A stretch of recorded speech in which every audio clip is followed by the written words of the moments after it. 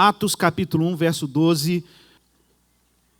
Vamos reler aí os versos finais da última pregação e vamos aí caminhar até o verso 26. Atos capítulo 1, verso 12.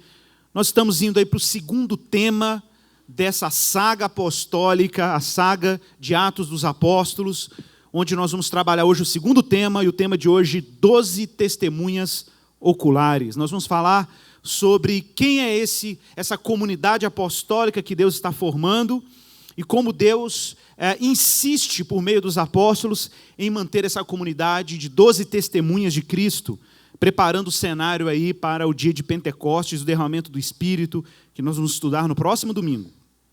Bom, e assim diz a palavra do Senhor.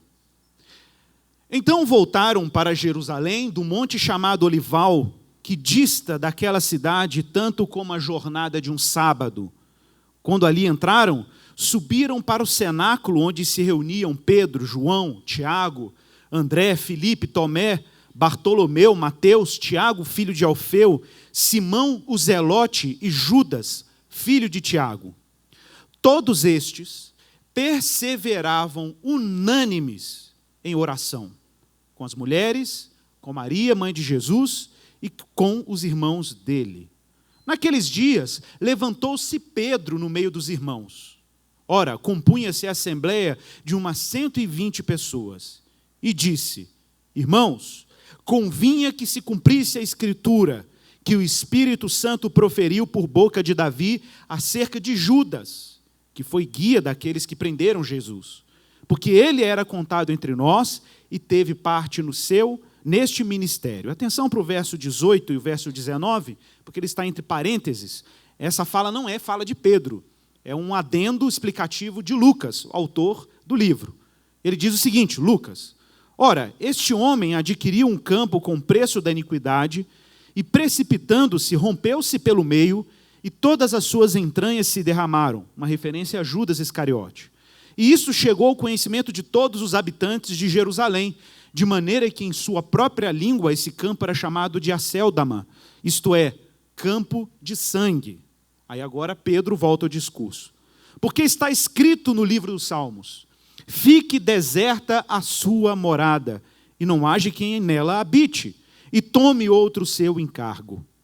É necessário, pois, que dos homens que nos acompanharam todo o tempo que o Senhor Jesus andou entre nós, começando no batismo de João até o dia em que dentre nós foi elevado às alturas, um destes se torne testemunha conosco da sua ressurreição. Atenção para o termo testemunha.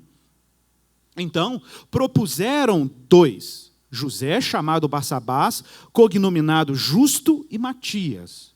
E orando, disseram: Tu, Senhor, que conhece o coração de todos, revela-nos qual destes 2 tens escolhido para preencher a vaga neste ministério e apostolado, do qual Judas se extraviou, indo para o seu próprio lugar. E os lançaram em sortes, vindo a sorte recair sobre Matias, sendo-lhe então votado lugar com os 11 apóstolos. Vamos orar.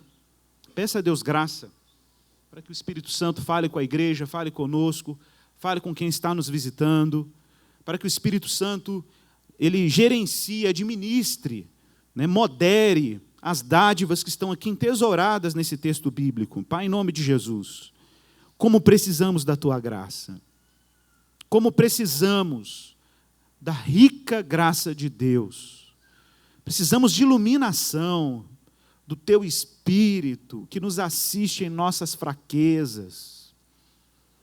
Fala conosco, Senhor. Essa glória é Tua, meu Pai. Essa glória é do Teu Filho Jesus Cristo. Ergue o Teu Filho bem alto. Torna Cristo nítido. Ele é o maior tesouro. Não tem pouca coisa liberta a um homem do que encontrar em Deus, na face de Jesus, toda a sua riqueza, toda a sua segurança, tudo o que ele precisa. Tudo o que ele precisa está ali em Cristo. Cristo não é um instrumento meramente para suprir as nossas demandas temporais. Ele é tudo o que precisamos. Ele é tudo. Deus em Cristo é tudo o que precisamos. Então, expande a nossa percepção, abre as nossas mentes e corações para enxergarmos quem é o Senhor e o valor que o Senhor tem, e o poder que está aí depositado no teu Filho Jesus para libertar os nossos corações cativos. Ilumina, Senhor, teu povo, ilumina-me, Senhor. É a nossa oração em Jesus. Amém. Irmãos, os discípulos obedecem à voz de Jesus, à ordem de Jesus. Voltem para Jerusalém. Foi ordem do Senhor, fiquem lá até que do alto sejais revestidos de poder. É a promessa do Pai. A promessa do Pai, como vimos no domingo passado, é que Deus está prestes a enviar o Consolador, o Espírito Santo. Jesus subiu aos céus, Jesus ascendeu à eternidade, Jesus passou a cortina entre o mundo temporal e o mundo atemporal.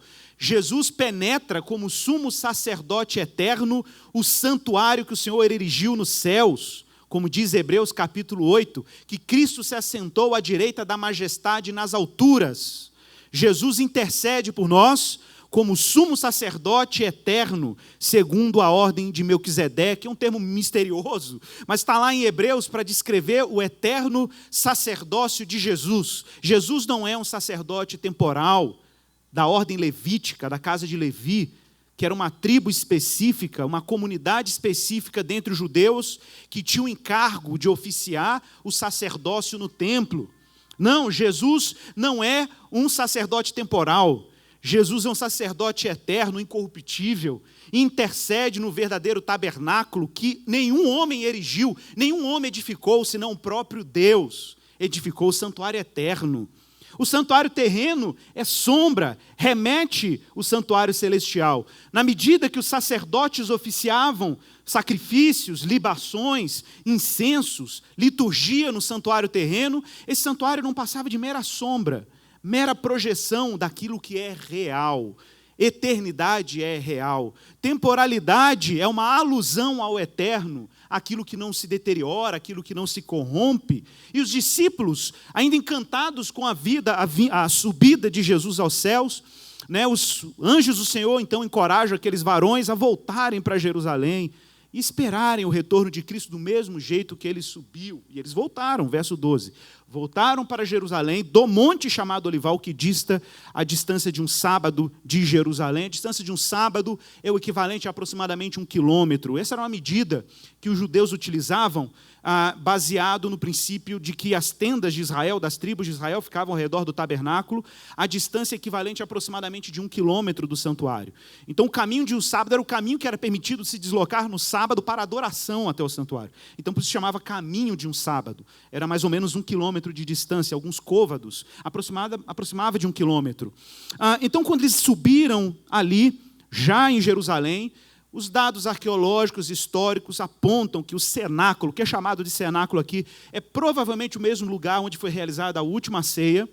E o cenáculo era um compartimento, um espaço, onde hoje, ali em Jerusalém, seria o chamado Monte Sião. Para quem não conhece muito geografia bíblica ou topografia de Jerusalém, Jerusalém tem basicamente 3 montes.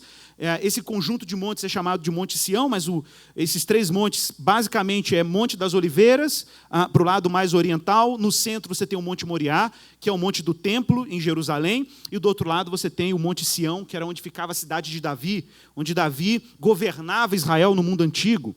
Então, eu já falei aqui algumas vezes, em algumas séries, como é que o deslocamento dos discípulos entre esses montes, são deslocamentos que têm muito significado escatológico, significado profético para os israelitas, porque aponta para determinados lugares que remetiam profecias antigas, que falavam de eventos que Deus poderia realizar nesses lugares. O Monte das Oliveiras era o monte em que o profeta Zacarias prevê o Messias chegando, descansando os seus pés sobre aquele monte, fendendo aquele monte para que as nações remidas entrassem em Jerusalém. O Monte Moriá era o monte do templo, o santuário do Senhor. O Monte Sião era onde o Messias deveria governar as nações. Não é ironia, então, se os discípulos estão reunidos nesse lugar, no Monte Sião, em Jerusalém, onde ficava o cenáculo.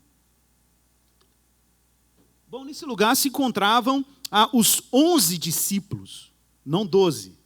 Porque Judas já tinha morrido depois do trágico evento da sua traição. Trágico, por um lado, providencial por outro, porque Deus soberanamente utilizou, e nós vamos ver isso daqui a pouco, que inclusive Jesus escolhe Judas, desde o início, como alguém que estava naquele cenário para cumprir um papel derradeiro, no caso, a traição de Jesus. E todos estavam ali unânimes em oração, esperando, faltando 10 dias para Pentecostes.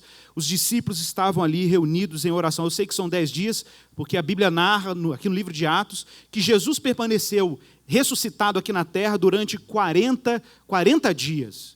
Se Jesus ressuscita na Páscoa, ali primícias, a gente sabe que desse período até Pentecostes são 50 dias. Se ele ficou 40, faltam 10 dias. Se ele ascendeu no 40º, faltam 10 dias para Pentecostes, que nós vamos estudar no próximo domingo.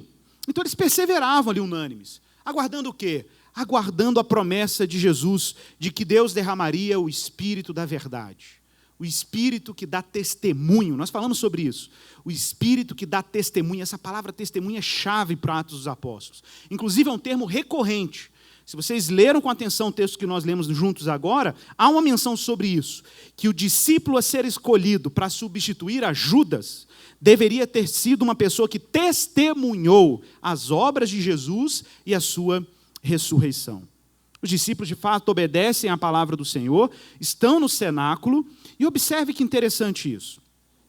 Quem são esses discípulos que têm um título de discípulo meio que intercambiado com a expressão apóstolo, em vários momentos da Bíblia?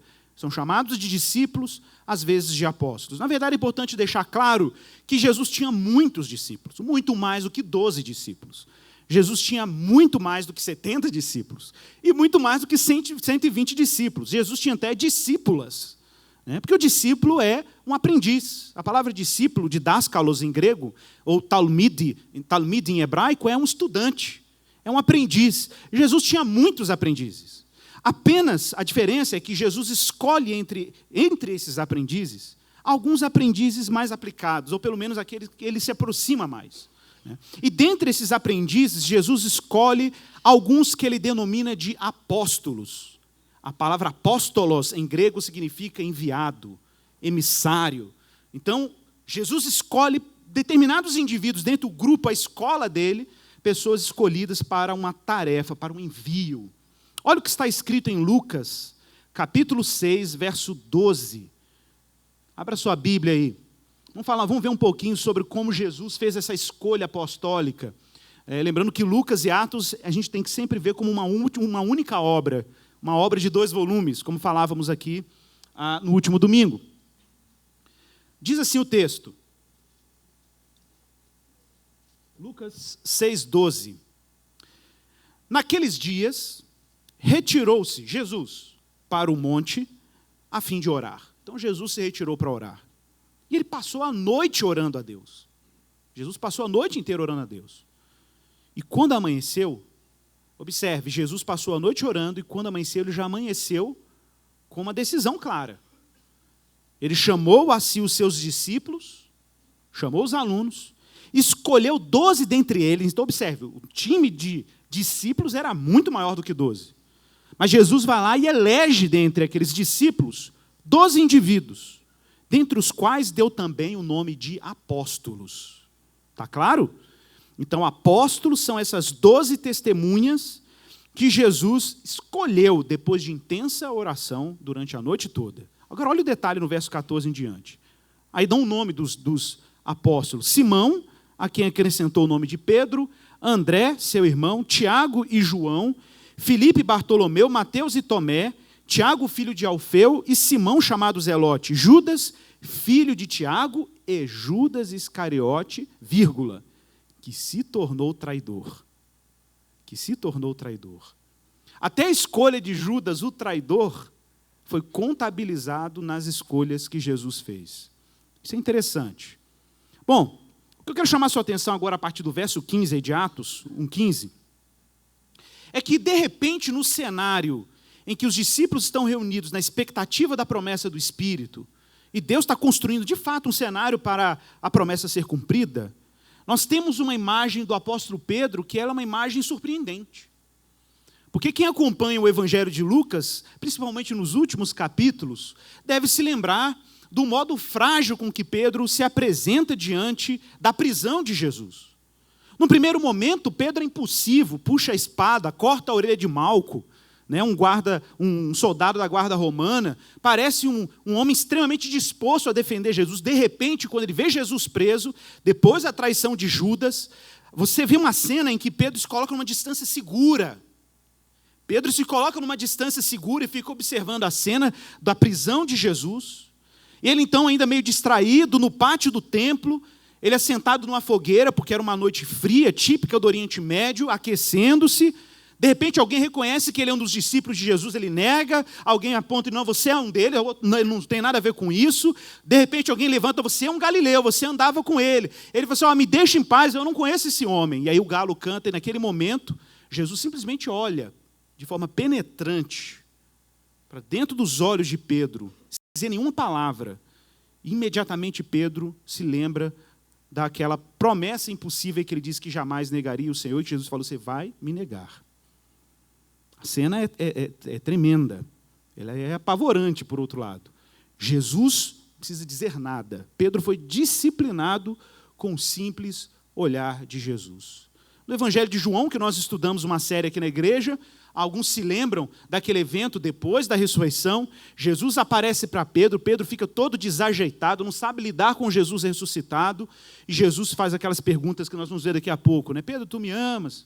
Né? E aquilo vai sendo uma forma de disciplina divina a Pedro. E que interessante ver agora Pedro protagonizando, Pedro, que foi negligente, que foi omisso em determinados momentos da história da igreja e da história do movimento de Jesus. Ele toma a iniciativa e se levanta no meio dos irmãos. Se levanta no meio dos irmãos. E olha o que ele diz aí no verso 16. Irmãos, convinha que se cumprisse a Escritura, que o Espírito proferiu anteriormente por boca de Davi acerca de Judas, que foi o guia daqueles que prenderam a Jesus. E lá no verso 20, ele cita mais um trecho dos Salmos e diz, fique deserta a sua morada, não haja quem nela habite e tome outro o seu lugar. Curioso ver essa cena do Pedro que se levanta entre seus irmãos. O Pedro negligente agora assume a liderança.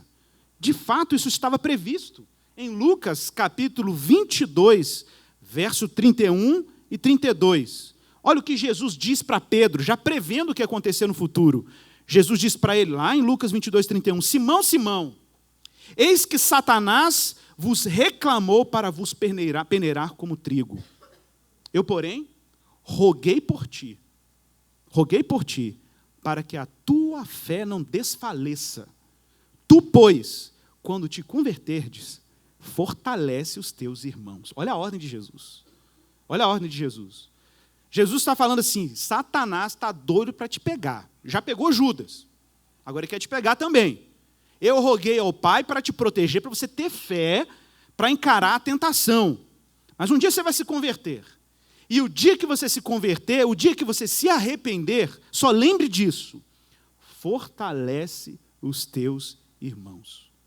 Essa cena de Pedro se levantando entre os irmãos é o puro cumprimento da oração de Jesus mencionada em Lucas capítulo 22. Irmãos, Pedro não é mais um discípulo negligente. Não é mais um discípulo que fica uma distância segura de Jesus, que fica uma distância segura, omisso. Jesus pedindo para os discípulos acordarem e se manterem em oração no Getsêmani, o povo está roncando, apavorado, fragilizado diante da ameaça romana, enquanto Judas está fazendo o seu complô, montando os seus esquemas, se vendendo com dinheiro, com valor de iniquidade. Não é mais o Pedro omisso que negou o Senhor. Lembra de Jesus em João 21, 17? Jesus pergunta para Pedro pela terceira vez, Simão, filho de João, tu me amas? Terceira vez. E nessa terceira pegou no joelho de Pedro. O texto diz que Pedro se entristeceu, porque ele disse pela terceira vez, tu me amas? Então Pedro respondeu, Senhor, observe agora a fragilidade de Pedro, porque essa é a tentação que a gente tem de achar que a gente consegue dar conta das coisas, que a gente tem recurso próprio para dar conta dos nossos compromissos morais, compromissos comunitários, compromissos de fé. Meu irmão, nós confessamos a fé em Cristo, confiantes de que Deus vai suprir com graça, de modo que nós possamos assumir tais compromissos. Nós defendemos a nossa fé, nós nos posicionamos enquanto cristãos numa frágil dependência de quem Deus é. Olha a resposta de Pedro: Senhor, tu sabes de todas as coisas. A resposta é típica de quem está arrependido. O Senhor sabe de todas as coisas, tu sabes que eu te amo. Aí Jesus parece que vê nele um momento: agora você chegou no lugar certo. Lembra que ele falou para ele cuidar dos irmãos? Jesus então fala: então vai e apacenta as minhas ovelhas. Meus irmãos, não sei se você já observou isso. Depois que Jesus vai para a cruz, é sepultado, morre, aqueles eventos todos, o que nós vemos claramente nos evangelhos é que os discípulos estão completamente dispersos. Uns estão escondidos, outros estão sumidos, o outro está fugindo. Parece que Jesus morreu e as ovelhas se dispersaram. Quando Jesus ressuscita, no caminho de Emaús, a gente vê isso nitidamente. Em cada aparição de Jesus, Jesus está reunindo os discípulos novamente. Jesus está juntando os desigrejados. Jesus está juntando os desigrejados. Jesus está reunindo o seu rebanho mais uma vez. Jesus está tomando a iniciativa por ele mesmo de reunir a sua igreja. Uma igreja inicialmente fundada sobre esses pilares apostólicos. E agora Jesus encoraja Pedro a dar continuidade a essa tarefa. A tarefa de apacentar as suas ovelhas.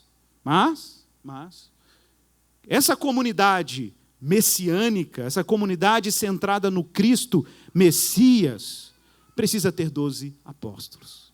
Mas só tem 11. Está faltando um no time. Um deles traiu e morreu nesse processo de traição. Mas o que mais me surpreende, é o modo como Pedro lê a Bíblia depois da sua conversão. Isso mais me surpreende. Não sei se você percebeu a sutileza disso no texto. Pedro não está lendo mais a Bíblia como lia antigamente. Pedro olha para a Escritura do jeito que Jesus ensinou. Vocês lembram que no último domingo eu falava aqui sobre como Jesus está falando sobre as grandezas do reino para os discípulos durante esses 40 dias da sua ressurreição. Jesus, no caminho de Emaús, nós vamos ver isso, Jesus está ensinando aos discípulos a olhar para a Escritura a partir da realidade da sua ressurreição. A leitura bíblica dos discípulos não é mais uma leitura judaica convencional. A leitura bíblica dos discípulos é uma leitura que tem Cristo como referência da revelação. A leitura deles é completamente diferente. Os discípulos olham para os Salmos, olham para os profetas, olham para o Pentateuco, olham para Provérbios, e eles percebem nitidamente Jesus presente em vários textos do Antigo Testamento, que era a Bíblia que existia, a propósito. Você fala: a igreja primitiva não lia o Novo Testamento? Gente, eles eram o Novo Testamento, ok? Eles eram o Novo Testamento. Agora, atenção para isso. Observe que Pedro levanta no verso 16 e diz claramente: convinha que se cumprisse a Escritura que o Espírito Santo proferiu anteriormente por boca de Davi acerca de Judas. Então Pedro está olhando para o evento Judas, traição, que poderia ser assim: não, nós perdemos um, como é que você explica isso? Jesus escolheu 12. Até o traidor ele escolheu. Parece um fracasso na escolha de Jesus. Jesus escolheu 12, tinha que dar tudo certo. Mas um deu pau, um deu ruim. Por que deu ruim?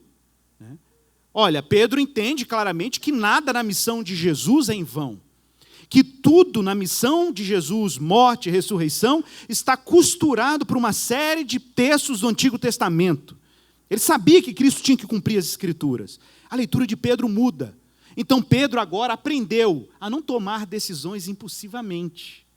Pedro agora aprendeu a fazer como Jesus fazia, discernir as coisas a partir da realidade da Escritura.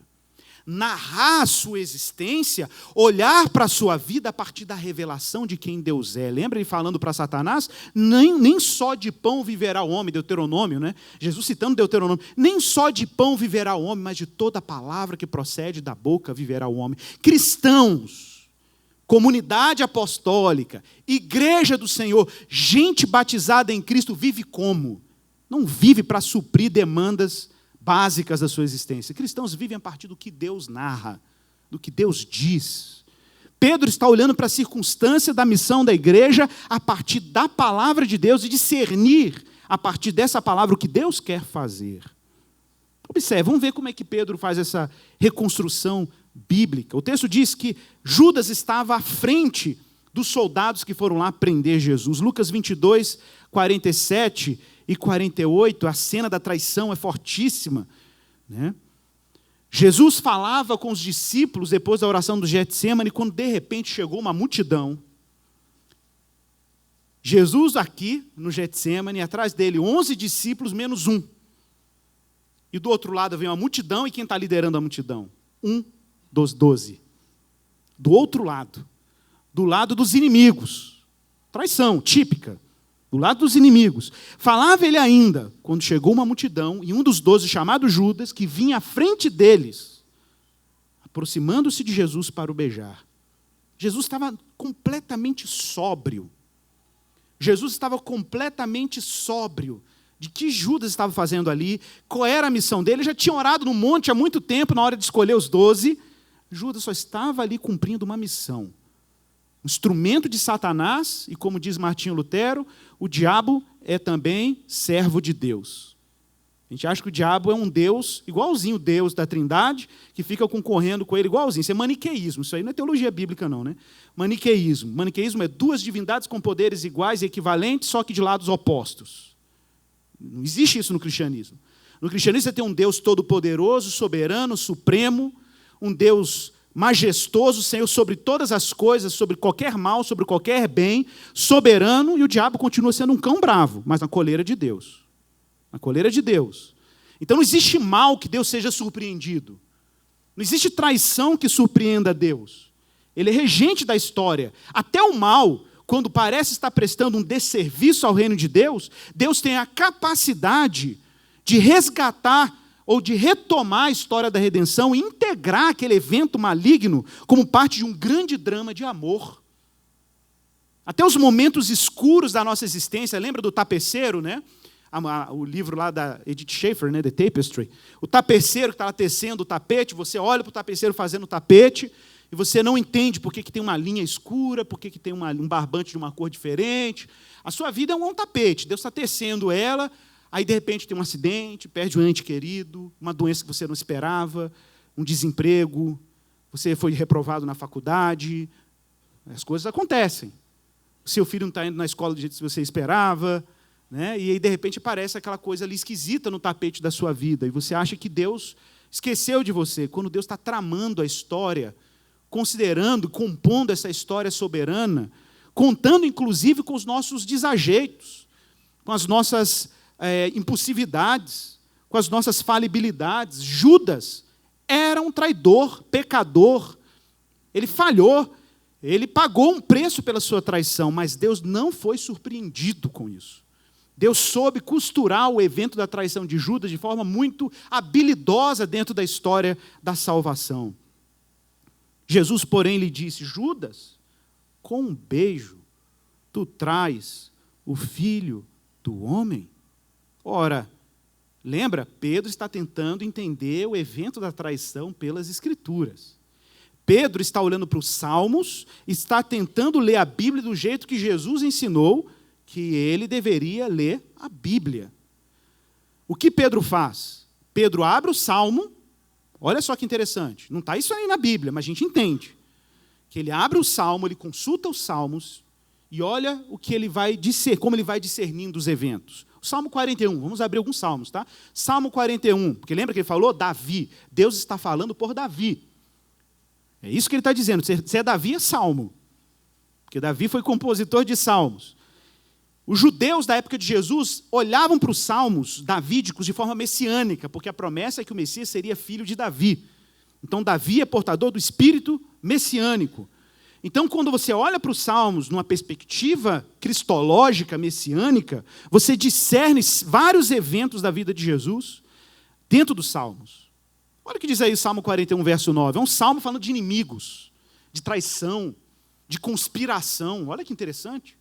E aí no verso 9 diz o seguinte: até o meu amigo íntimo, 41, 9, até o meu amigo íntimo. Gente, isso aqui é um salmo de, sei lá, 800, 900 anos antes de Cristo ou mais, até o meu amigo íntimo, em quem eu confiava, que comia do meu pão. Igualzinho a cena da última ceia. Jesus falando, aquele que pôr o pão no bocado comigo é o que vai me trair. Que comia do meu pão, levantou contra mim o calcanhar. Tu, porém, Senhor, compadece-te de mim, levanta-me para que eu lhes pague segundo o que merecem. Com isto conheço que tu te agradas de mim, em não triunfar contra mim o meu inimigo. Quanto a mim, tu me sustens na minha integridade e me pões à tua presença para sempre. Nitidamente, esse é o salmo que forma o pano de fundo escriturístico, bíblico, litúrgico do evento da traição de Judas.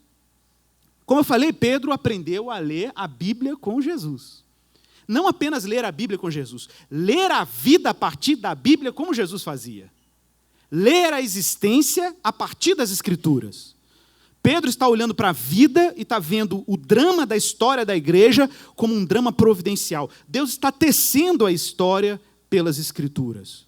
E você olha para a história não como uma série de eventos, como fruto das suas decisões particulares. Essa é a ansiedade do homem moderno, inclusive cristãos, de achar que a sua vida é meramente fruto, resultado de uma série de escolhas certas e erradas. Você escolheu certo, você se vangloria. Você escolheu errado, você se culpa. Você se flagela. O lamento é justo quando você erra. Mas quando você acerta, tinha que ser a glória de Deus. Mas você puxa essa glória para você.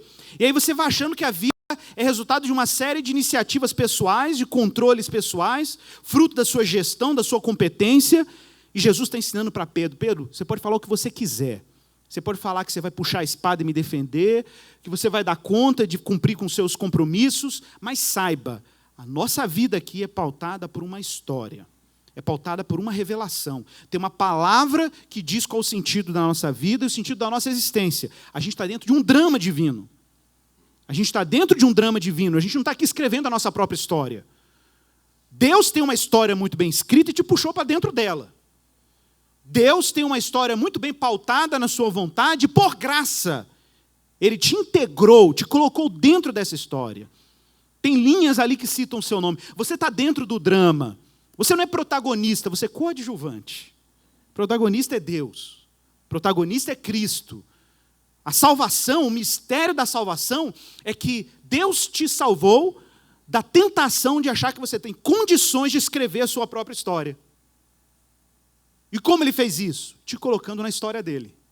Te colocando dentro da história da salvação. A história está caminhando para um destino derradeiro. E você está costurado nessa história. Olha o que Jesus faz em Lucas 24, ensinando os discípulos a lerem a Bíblia. Ou, melhor, ensinando os discípulos a lerem a vida a partir da Bíblia. Lucas 24, 25. Jesus está ressuscitado, andando com os discípulos no caminho de Emaús. Os discípulos ainda não conseguem reconhecer que Jesus ali era Jesus. Eles estão totalmente confusos. Jesus está ressuscitado, gente, do lado deles. Jesus está perguntando, o que vocês estão conversando aí? Você não está sabendo o que aconteceu? Não, que morreu um homem de Nazaré, era ele. Jesus estava com eles. Eles não estavam enxergando. Porque é assim mesmo. Quando a gente é tomado de pavor, achando que tudo que fizemos até hoje foi fruto de mera iniciativa humana, a gente fica desesperado, a gente perde a capacidade de discernir as coisas. A gente perde a capacidade de discernir a vida. A gente fica intoxicado pelas decisões que a gente achou que são decisões meramente humanas. Jesus está tentando levar sobriedade para os discípulos. Por onde? Pela palavra. Olha o que está aí no verso 25. Então Jesus lhe disse, nécios e tardos de coração, para crer tudo que os profetas disseram.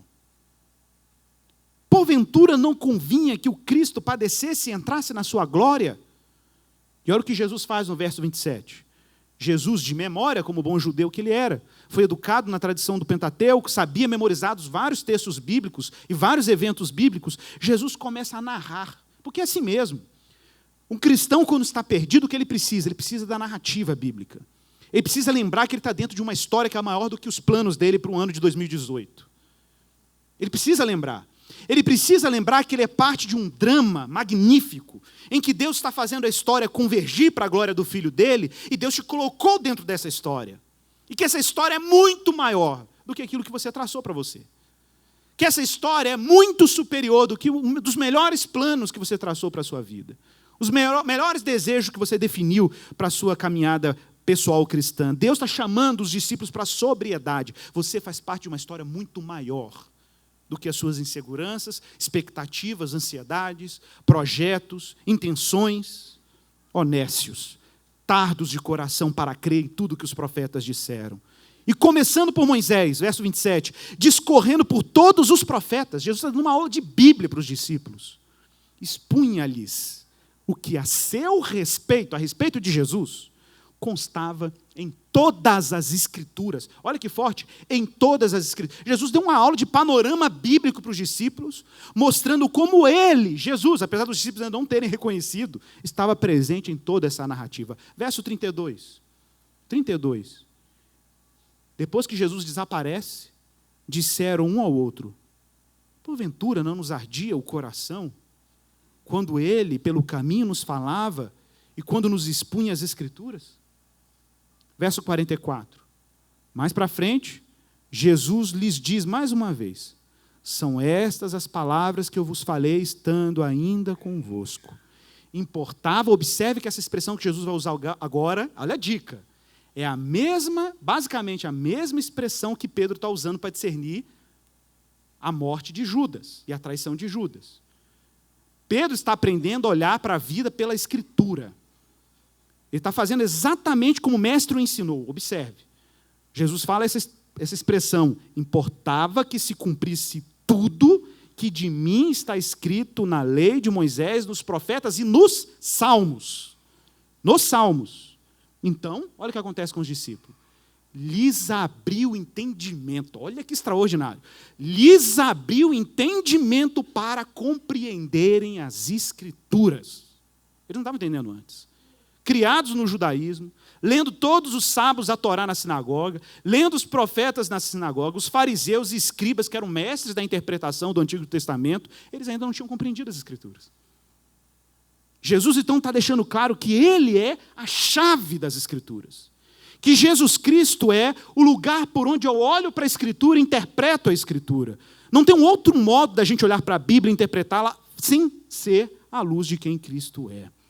Por isso que lá no verso 20, voltando para Atos, Pedro cita 2 textos para discernir os eventos envolvendo a traição de Judas. Fique deserta a sua morada, se referindo ao lote que foi comprado com o dinheiro da traição, e não haja quem nela habite. Ele está citando um trecho de um salmo, nós vamos ver qual é o salmo daqui a pouco, já. E um outro trecho aí ele cita: e tome outro seu encargo. A palavra encargo aí no original grego, a palavra episcopen, de bispo, episcopado. Tome o outro o seu bispado. É isso que ele está dizendo. Tome o outro o seu lugar de bispo. Judas foi enterrado em um cemitério para estrangeiros. Sabia disso? Ele foi enterrado num cemitério, um terreno que era para enterrar estrangeiros, não judeus, pagãos, gente que não era da aliança, gente que não era do pacto. Onde está isso? Mateus 27. Mateus 27 narra a traição com detalhes interessantíssimos. Verso 5 de Mateus 27 diz assim: se você quiser abrir a Bíblia, abre, se quiser me ouvir, me escute. Se quiser só anotar referência, anote que eu vou ler. Diz assim: Judas ficou ressentido, ele viu que ele pisou na bola, ele não podia ter traído um inocente. Ele chega na frente dos sacerdotes com um saquinho de dinheiro e fala assim: galera, toma esse dinheiro de volta, eu traí uma pessoa inocente, ele é inocente. Eles falam: isso é um problema seu. O sacerdote fala assim: isso aí a gente não tem nada a ver com o seu rolo, não, meu filho. Você fez o que você tinha que fazer, agora fica com você isso. Judas, então, pega aquele dinheiro e joga para o santuário as moedas de prata. Ele joga fora e foi se retirar para se enforcar. Verso 6. Os principais sacerdotes, sabe o que eles fizeram? Pegaram as moedas e disseram: não é lícito colocar no cofre do templo como oferta esse dinheiro, porque isso aqui é preço de sangue. E aí o que eles fizeram? Deliberaram uma pequena assembleia, um pequeno conselho, e compraram com esse dinheiro um campo. Olha o que diz o texto: compraram com elas o campo do oleiro, que é destinado a ser cemitério de forasteiros. Por isso, aquele campo tem sido chamado, como Atos menciona, Lucas menciona em Atos, até hoje como campo de sangue. Vamos ver agora nos Salmos o que Pedro está tentando dar colinha para a gente lá no seu texto. Salmo 69, verso 20. Olha como esse texto, gente, está amarrado com traição, cruz, Judas, está totalmente conectado com esse cenário. Salmo 69, verso 20. Pense em Jesus orando um salmo como esse, tá? Ali na traição, na cruz. Salmo 69, 20. A vergonha partiu-me o coração. O opróbrio, a vergonha, partiu meu coração e desfaleci. Esperei por piedade, mas em vão. Esperei por consoladores, mas não os achei. Verso 21. Por alimento me deram fel, e na minha sede me deram a beber vinagre. Claríssimo o que aconteceu na cruz. Verso 24. Derrama sobre eles a tua indignação, e que o ardor da tua ira os alcance. Fique deserta a sua morada. Exatamente o texto que Pedro está citando. E não haja quem habite as suas tendas. Judas comprou um terreno. Atos fala assim. Aí você fala, mas quem comprou foi Judas ou foram sacerdotes? Os sacerdotes compraram em nome de Judas, porque eles sabiam que aquele dinheiro não podia ser deles. A lei judaica não permitia isso. Então, já que Judas saiu com desesperado, o dinheiro era dele, compraram um lote, que foi exatamente o lote onde Judas se enforcou, se precipitou, de acordo com o livro de Atos. É uma discussão, porque o pessoal fala assim, ele pulou, ele se enforcou. Na verdade, os estudos apontam para as duas coisas. Provavelmente, Judas se amarrou lá num galho qualquer, o galho quebrou na tentativa de enforcamento, e ele se espatifou e se arrebentou lá embaixo. De acordo com o livro de Atos, até suas entranhas foram expostas nessa queda do seu suicídio. Mas o texto diz aí, e observe, não está nesse salmo, que outro deve tomar o seu lugar, outro deve tomar o seu episcopado. Onde está isso? Está em outro salmo. Salmo 109.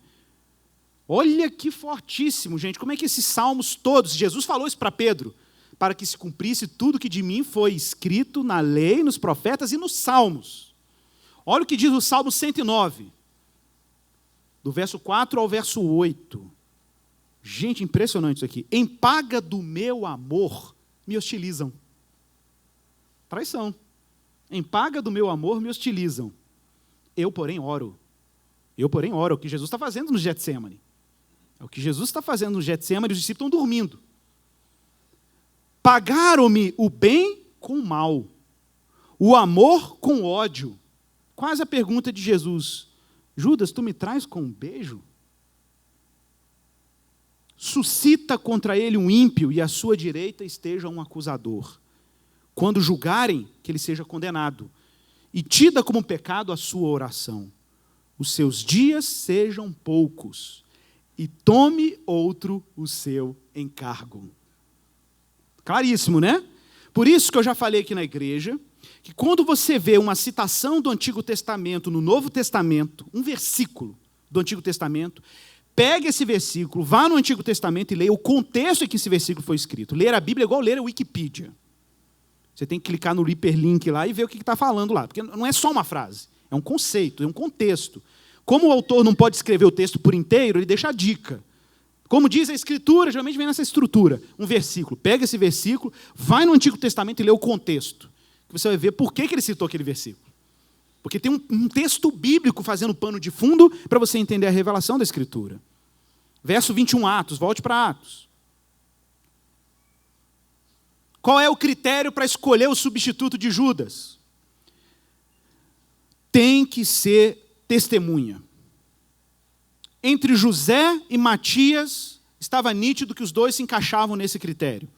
Os dois foram testemunhas da morte, missão, ressurreição de Jesus. Observe como o tema do testemunho é retomado. Os discípulos são também apóstolos enviados porque eles têm uma tarefa. E a tarefa apostólica é dar testemunho de Cristo pela Escritura e pelo que eles viram. Eles viram o verbo de Deus em missão ensinando, sofrendo, morrendo crucificado, sendo sepultado e ressuscitado e assunto aos céus. Esse é o testemunho que tem que ser levado pelo mundo. Observe que é exatamente esse o conteúdo que está lá no credo apostólico. Se você olhar para o credo apostólico basicamente é essa a narrativa. É a narrativa do testemunho. É o que o cristão testemunha no mundo. É o que Cristo fez e o que ele é. Os discípulos, irmãos, estão aguardando o poder. Lembre-se disso, não esqueça isso. Os discípulos estão aqui decidindo essa questão de um substituto para Judas, porque para Pedro está claro que tem que ser 12, não pode ser 11. Eu vou falar disso por quê também. Por que está tão insistente em achar um substituto para Judas? Esse é parte do cenário, a coisa tem que estar bem organizada para Deus manifestar o seu espírito. Está lá o dilema, José ou Matias. Quem vai ser o substituto de Judas? Por que 12?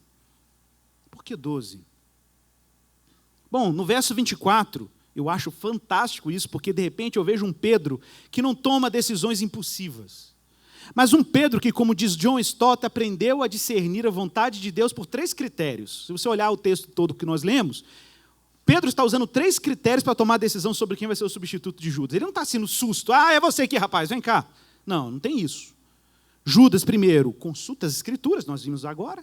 Discerne o cenário pelas Escrituras. Olha como se ensina muita coisa para nós crentes tomar decisão. Primeiro, consulta a Escritura. Não é uma profetisa do boteco. É a Escritura.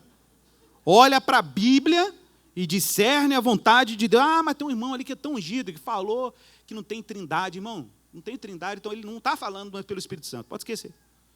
Um irmão ali falou para mim que Jesus não é tão bem assim. Irmão, é a Escritura. Quer saber a vontade de Deus? Faça como Pedro. Vá para a Escritura. Depois de discernir a vontade de Deus na Escritura, um segundo critério, bom senso. Bom senso. Por que Pedro ficou entre Matias e, como é que é o nome do outro? José. Por que ele ficou entre os dois? Porque ele usou critérios do bom senso. Qual era o critério do bom senso? Andou com Jesus? Ok, estão os dois aqui. Viu tudo o que ele fez? Ok, passou no segundo critério. Viu a morte dele? Ok. Ressurreição? Ok, então dá para ser testemunho, mas a gente tem 2. O que a gente faz? Bom senso. Olhou para a Escritura, discerniu Judas. Por que Judas foi traidor? Por que ele fez o que ele fez? E agora a gente tem que pôr mais um no lugar, porque tem que procurar um substituto para ele. Nós acabamos de ler no Salmo. Segunda coisa, bom senso, ele encaixou, só que nós temos 2 que encaixam no critério. E agora? Oração. É isso, meu irmão. É assim que cristão toma decisão. Consulta a palavra, usa o bom senso e ora. Aí. Está simples assim. Tem gente que só ora, mas não consulta a Escritura. Tem gente que consulta a Escritura, mas perdeu o bom senso. Não é isso? Então, tem que ter bom senso, a Bíblia e oração. Lembrando, irmãos, que antes, quem era Pedro? Pedro era, lembra, na Escritura, bom senso e oração, Pedro era nécio, ou faltava bom senso, não entendia a Escritura, tá? E queria fazer tudo no susto, e não orava. Jesus está lá no Getsemane, gente, vamos orar, o Filho do Homem está sendo entregue para ser traído, vocês não estão orando. Então o povo não orava, não tinha bom senso, e eram nécios quanto às Escrituras. E agora está o movimento inverso. Pedro é um outro Pedro. É um outro Pedro. E por que 12? Irmãos, é óbvio que a escolha de Jesus por 12 discípulos, ou apóstolos, como ele chama, especificamente esses 12, remetia às 12 tribos de Israel do Antigo Testamento. Mas por que Jesus, então, insiste em formar 12 discípulos? Porque Jesus está deixando claro um recado. Ele está formando uma nova comunidade. E essa nova comunidade não é instituída meramente em promessas étnicas, apesar de que todos os 12 discípulos tinham raízes com Israel. Porque Deus não cria uma descontinuidade na história da salvação. Deus continua fazendo a história da salvação, só que Ele renova isso na obra do seu Filho Jesus. Jesus fala isso em Mateus 5,17, eu não vim abrogar a lei aos profetas, eu vim para cumprir, vim para levá-la à plenitude. Mas onde está a plenitude da lei dos profetas? Está nele. E é nele, em Jesus, Jesus convoca esses 12 apóstolos como pilares da sua igreja, dessa comunidade nova, que se constitui nele, na pedra angular. Ele falou isso para os discípulos, olha que forte, Lucas 22, 28. Jesus chega para os discípulos e diz assim, vós sois o que tendes permanecido comigo nas minhas tentações. Assim como meu Pai me confiou um reino, eu vos confio um reino. para que comais e bebais a minha mesa no meu reino. Agora atenção para esse detalhe. E vos assentareis em tronos, Jesus está falando para os 12, e vos assentareis em tronos para julgar as 12 tribos de Israel. Olha como que está claro. Gente, a Bíblia é clara, a gente só precisa montar o quebra-cabeça. Não é à toa também essa escolha dos 12 como um sinal de que Cristo está estabelecendo um reino a partir da revelação dele, da ressurreição dele e dos apóstolos que estão orbitando ao redor dele. Quando nós olhamos para Apocalipse, lá no final, gente, Apocalipse 21. Apocalipse 21, a nova Jerusalém que desce do céu. Olha como ela foi edificada. Apocalipse 21, 12. Uma descrição de João da cidade celestial. Tinha grande e alta muralha, 12 portas, e junto às portas 12 anjos, e sobre elas nomes inscritos que são os nomes das 12 tribos dos filhos de Israel. Verso 14. A muralha da cidade tinha 12 fundamentos. Tinha 12 portas, as 12 tribos. Tinha 12 fundamentos que estavam sobre estes, que estava o que é escrito nesses 12 fundamentos? O nome dos 12 apóstolos do Cordeiro. Observe como que tem uma continuidade. Deus não criou uma descontinuidade entre os atos salvadores que ele realizou no Antigo Testamento com os apóstolos. O que existe é uma continuidade, mas um sentido muito ampliado, porque quem sustenta, quem fundamenta essa cidade celestial na visão de João, são os apóstolos do Cordeiro. Aqueles que Jesus escolheu. Ele falou, vocês vão se sentar em tronos e vão julgar as 12 tribos de Israel. E para fechar essa pregação, eu quero lembrar aqui da teologia de Paulo em Efésios 2,19, quando Paulo está falando agora para os gentios, uma revelação mais avançada. Nós estamos no cristianismo aqui pré-paulino, a revelação da salvação aos gentios ainda nem estava clara. Mas olha o que Paulo já lá na frente discerne. Paulo fala assim para os gentios, os não-judeus da igreja de Éfeso: vós já não sois estrangeiros e peregrinos. Vocês são concidadãos dos santos. Sois da família de Deus. Edificados sobre o fundamento dos apóstolos. Por isso que a gente fala no credo apostólico, ou no credo niceno constantinopolitano, que nós cremos numa igreja que é una, santa, católica e apostólica. É uma igreja que se fundamenta na tradição dos apóstolos.